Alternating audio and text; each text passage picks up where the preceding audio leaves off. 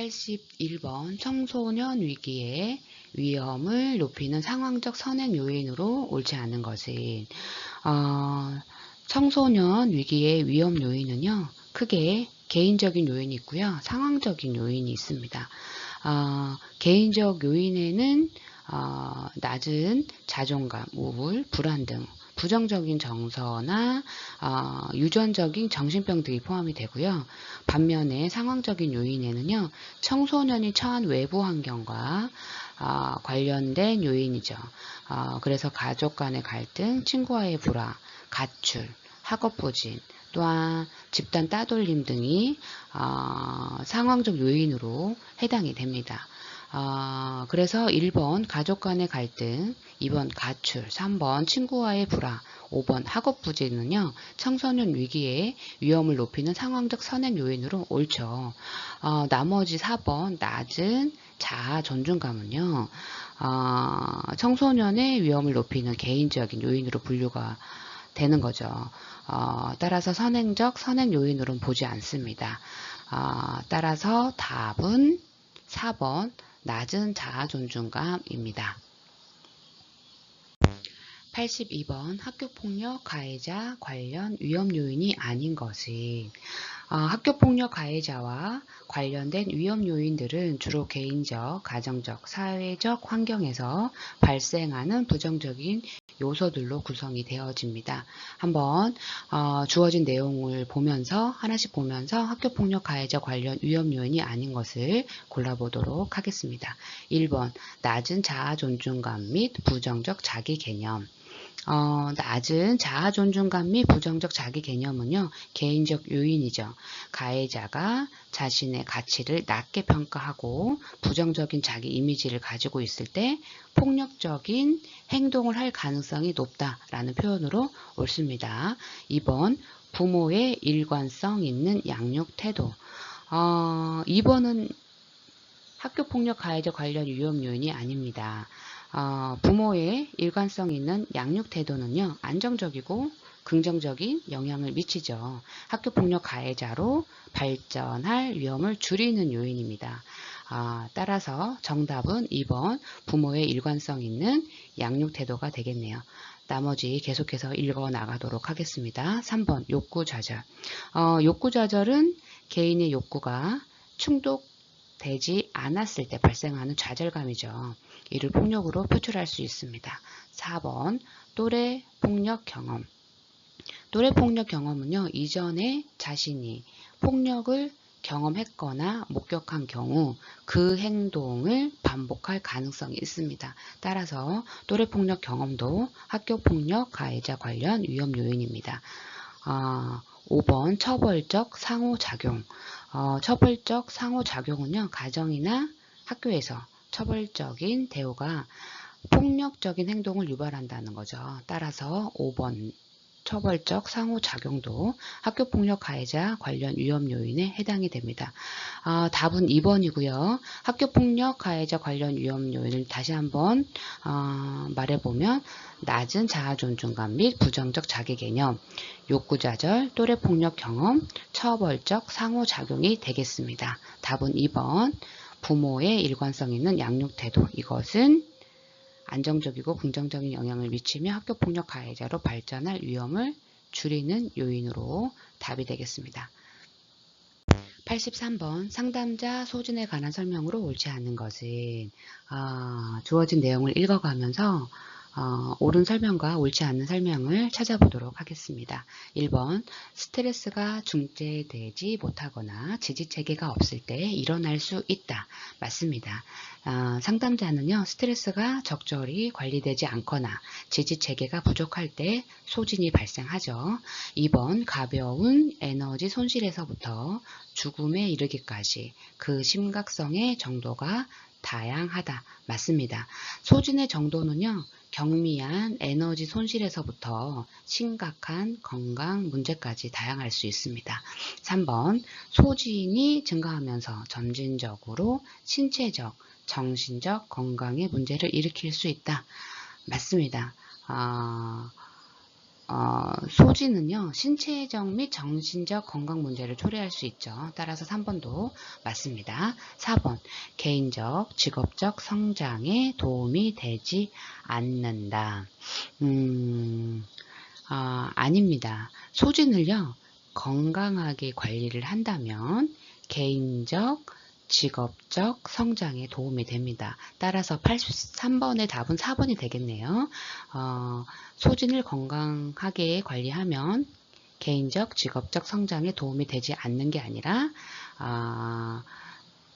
성장에 도움이 됩니다. 계속해서 읽어 나가겠습니다. 5번, 일 자체뿐만 아니라 환경적 요인도 소진에 영향을 미치기도 한다. 맞습니다. 소진은요, 일 자체와 더불어서 환경적 요인도 영향을 미칩니다. 따라서 83번의 답은 4번이 되겠습니다. 잘 관리하면 도움이 됩니다. 84번, 태어의 아동기 외상에 관한 설명으로 옳지 않는 것은, 태어의 외상 이론을 한번 기억해 보면 유형 1과 유형 2로 나누죠. 유형 1의 가장 큰 특징은 그렇죠. 단기적 외상입니다. 유형 2의 외상은 지속적 외상이죠. 우선 유형 1부터 알아보면 유형 1 외상은 상세하고 완벽한 기억이 재생이 되는 거고, 또한 외상 사건에 대해 왜 이런 일이 일어났는가 라는 의문을 갖고 과거에 대한 인지적 재평가가 시도가 되는 거죠. 즉 후향적 재정리, 인지적 재평가가 이루어집니다. 그리고 착시, 시간 왜곡 등의 왜곡이 일어나죠. 유형 2 외상은요, 극심한 감각 둔화와 부종으로 인해서 감각적으로 철수되거나 냉혹해지는 부정과 정신적 무감각이 이루어지고요. 공포가 오랜 기간 반복되는 경우에 자기 체면과 해리가 이런 증상이 일어나죠. 또한 분노가 일어나는데 자기나 타인에 대한 분노가 공격성으로, 그리고 공격자와의 동일시가, 그리고 분노가 자해로 표현이 되죠. 그리고 부인, 억압, 해리 등의 심리적 방어 기제와 대처 기술을 발전을 시킵니다. 이런 선의를 가지고 옳지 않은 설명을 찾아보도록 하겠습니다. 1번, 유형 1 외상은 갑작스럽고 뚜렷한 외상 경험이다. 맞습니다. 유형 1 외상은요, 단기적이고 갑작스러운 외상이죠. 옳은 설명입니다. 2번, 유형 1 외상을 경험한 아동은 부인, 억압, 해리 등 심리적 방어 기제와 대처 기술을 발전시킨다. 이 설명이 옳지 않습니다. 이 설명은요, 유형 2와 이 외상과 관련된 내용이죠. 유형 1 외상에서는요, 심리적 방어 기제보다 외상에 대한 명료한 기억과 인지적 재평가가 특징입니다. 따라서 84번의 답은 2번이 되겠네요. 계속해서 읽어 나가겠습니다. 3번, 유형 1 외상을 경험한 아동은 인지적 재검토, 잘못된 지각, 사건에 대한 시간 왜곡과 같은 특징을 보인다. 맞습니다. 유형 1 외상은요, 지각 왜곡과 인지적 재평가를 포함합니다. 4번, 유형 2 외상은 정서적으로 감정의 부재, 분노 또는 지속적인 슬픔을 보인다. 맞습니다. 유형 2 외상은요, 부정, 감정의 무감각, 분노 등의 특징을 보입니다. 5번, 지속적인 신체적 성적 학대를 받은 아동과 전쟁 난민 아동이 전형적인 유형 2 외상에 속한다. 맞습니다. 지속적인 외상 경험은요, 유형 2 외상에 해당이 됩니다. 따라서 2번, 유형 1 외상을 경험한 아동은 부인, 억압, 해리 등 심리적 방어 기제와 대처 기술을 발전시킨다는 설명은 유형 2 외상의 특징이므로 옳지 않아 답이 되겠습니다. 답은 2번입니다. 85번, 다음에서 설명하는 트라우마 체계 치료의 단계는 여러분 트라우마 체계가 어떤 거죠? 그렇죠. 정서 조절에 어려움을 겪는 트라우마를 가진 아동과 청소년을 지원하지 못하는 사회적 환경과 돌봄 체계를 의미합니다. 트라우마 체계 치료 TST는요, 아동 발달 원칙에 기반해서 정서 조절을 돕기 위한 접근 방법인 거죠.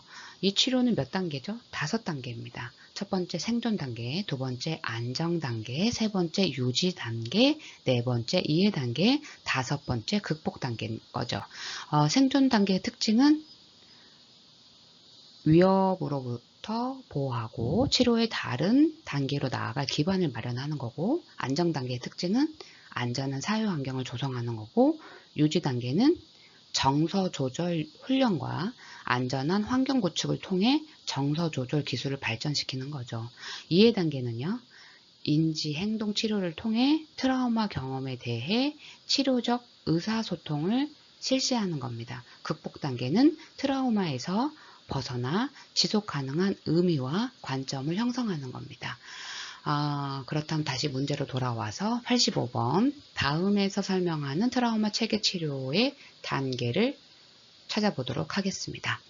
이 단계의 주제는 외상 경험에 대한 치료적 의사소통을 형성하여 아동과 가족이 더 이상 그 외상에 의해 소진되지 않도록 하는 것이다. 인지행동치료 기법이 이 단계에서 주로 활용된다.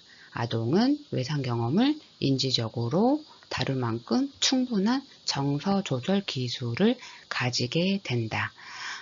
인지행동치료를 통해 트라우마 경험에 대해 치료적 의사소통을 실시하는 거죠. 답은 1번 이해 단계입니다.